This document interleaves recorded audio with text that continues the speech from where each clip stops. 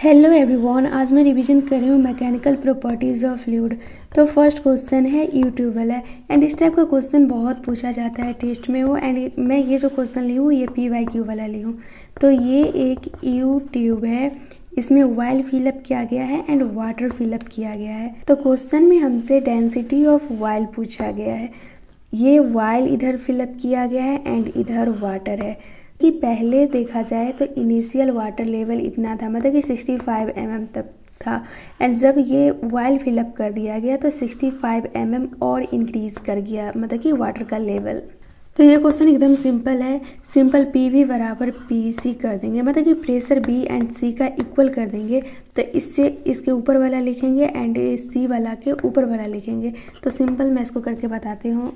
देखो यहाँ पे PV बराबर PC करेंगे तो PV के ऊपर देखें तो क्या आता है, एक तो एटमॉस्फेरिक प्रेशर आता है प्लस एंड डेंसिटी वाइल आता है। तो वाइल के लिए प्रेशर कैसे लिखेंगे, ρGH। एंड अब लिखते हैं PC के लिए, मतलब कि PC के ऊपर वाले लिखेंगे। तो यहाँ पे भी एटमॉस्फेरिक प्रेशर आ जाएगा एंड फिर इधर लिखेंगे प्रेशर वाटर के लिए, तो इधर भी ρGH आ जाएगा। तो एटमॉस्फेरिक प्रेशर से एटमॉस्फेरिक प्रेशर कैंसिल हो जाएगा एंड यहाँ पे डेंसिटी वाइल का हमें फाइंड करना है, ये G हो जाएगा। एंड यहाँ पे हाइट लिखेंगे वाइल के लिए तो कितना होगा। इनिशियली वाइल का लेवल देखें तो ये इधर है, यहाँ पे है एंड यहाँ पे है, मतलब कि 65 + 65 है। एंड फिर इसमें एक्स्ट्रा 10 mm और ऐड किया गया था, मतलब कि 10 mm लेवल और तक और वाइल ऐड किया गया था। तो ये हो गया हाइट वाइल का। अब लिखते हैं वाटर के लिए। तो वाटर के लिए रो हो गया, मतलब कि डेंसिटी हो गया वाटर के लिए, G हो गया। एंड अब हाइट लिखेंगे वाटर के लिए तो कितना होगा, इनिशियल था 65, जब इसमें वाइल 10 mm तक फिल किया गया तो इसका फाइनल वाटर का लेवल यहाँ तक आ जाता है। तो यहाँ पे हाइट में लिखेंगे 65 + 65। तो अब ये G से G कैंसिल हो जाएगा। यहाँ पे डेंसिटी ऑफ वाटर हमें पता रहता है या फिर क्वेश्चन में गिवन भी रहता है, तो सिंपल यहाँ से डेंसिटी ऑफ वाइल फाइंड कर लेंगे। एंड नेक्स्ट क्वेश्चन है, ये एक बीकर है, बीकर में सिलेंडर को पुट किया गया है एंड हमसे क्वेश्चन में पूछा गया है सिलेंडर का डेंसिटी कितना होगा। अब क्वेश्चन में गिवन है, बोला गया है ये सिलेंडर का लेंथ है L है एंड इसमें जो दो लिक्विड पुट किया गया है, एक लिक्विड का डेंसिटी N रो है एंड दूसरा लिक्विड का डेंसिटी रो है। एंड जब ये नीचे है तो इसका डेंसिटी ज़्यादा, मतलब कि ये लिक्विड नीचे है तो इसका डेंसिटी ज़्यादा होगा कंपेयर टू इससे। एंड क्वेश्चन में भी गिवन दिया गया है। एंड फिर बोला गया है ये जो लिक्विड है इसका हाइट h है एंड इसके ऊपर वाला भी लिक्विड का हाइट h है। एंड इतना तक का जो लेंथ है, मतलब कि जो N रो वाला लिक्विड में सिलेंडर का पार्ट है उसका लेंथ है PL। जब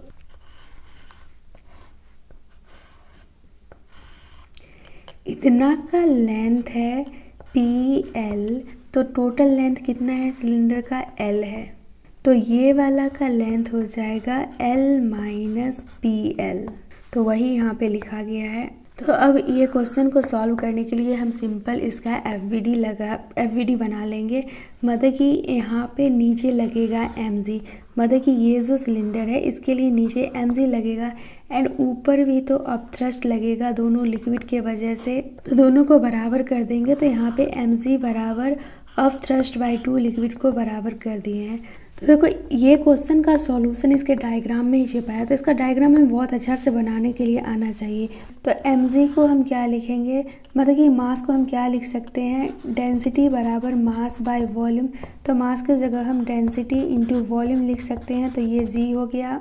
एंड दोनों लिक्विड के वजह से लिखेंगे तो ये mg जो हो गया ये लिक्विड 1 के वजह से हो गया एंड ये जो mg हो गया ये लिक्विड 2 के वजह से हो गया। तो ये सिलेंडर का जो हमें डेंसिटी फाइंड करना है तो इसके लिए तो डेंसिटी D लिखेंगे। एंड क्वेश्चन में वॉल्यूम दिया गया है तो वॉल्यूम लिख लो, बट यहाँ पे लेंथ का चर्चा चल रहा है तो हम यहाँ पे लिखेंगे एरिया इंटू लेंथ एंड ये हो गया G।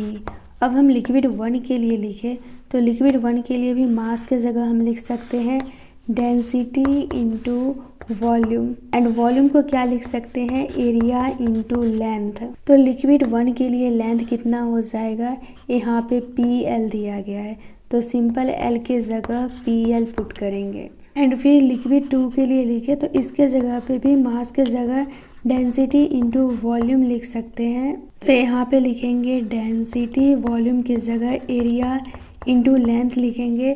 सेकेंड जो लिक्विड है उसका लेंथ कितना है, L माइनस PL, तो यहाँ पे सिंपल L माइनस PL लिख देंगे। नेक्स्ट है इक्वेशन ऑफ कंटिन्यूटी। तो ये सब में हमें सिंपल फॉर्मूला याद रखना है, A1 B1 A2 V2।